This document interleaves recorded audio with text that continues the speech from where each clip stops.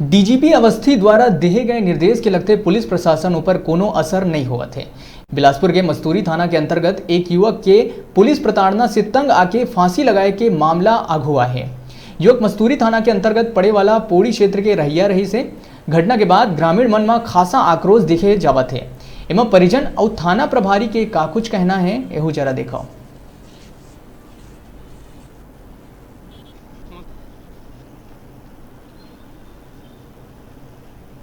पहले तो पुलिस वाला मोर घर में आई सब सीधा घर में घुसी आकाश को नहीं पूछे तो मोर भाई बोले कहाँ है कि कोरबा में बोला बुलाओ के सब मैं कोरबा गए हवा चाचा मन बुलाए घूमे ला तो बुलावा ये केस हवा है कर से बोली यहाँ तो सर कहीं सब है कि बोला बुलावा पैसा वैसा ले दे के मामला रफा दफा कर को और ना अगर नहीं आई तो मान ले जब नहीं तो बोला बुलावा नहीं तो और कुछ कहीं कर बोल सकते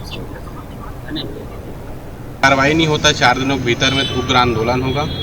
डीएम के पास उसका कार्रवाई लिखित में कार्रवाई नोटिस दिया जाएगा, आवेदन दिया जाएगा, एसपी ऑफिस को दिए जाएंगे। इसके बाद चक्का जाम और उग्र आंदोलन करेंगे। क्या बताया जा रहे हैं पुलिस के रवैये कुछ महीनों से इसी तरह बरकरार है? यहाँ 2-4 महीने से भी लगातार मोहतरम ऐसे केस हुआ है पुलिस वाला जिसमें आए दिन यहाँ पुलिस वाला प्रताड़ना कर रहा है, पैसा का मांग किया जा रहा है, लड़के पूरी चल रहा है यहाँ और युवक को परेशान किया जा रहा है। राकेश भास्कर पेंडे का निवासी है जो गांव के करीबन 40-50 लड़कों को लेकर के थाना आया है। थाना आकर के आवेदन लिखित किया है। उनका कहना है कि रात में करीबन 9:30 बजे बीते रात में थाना के एसआई यदु साहब कुछ स्टाफ के साथ में घर आकर के मेरे लड़का आकाश भास्कर कहाँ करके पूछा, वो डीजल चोरी में संलिप्त है, उसको बुला के लाओ।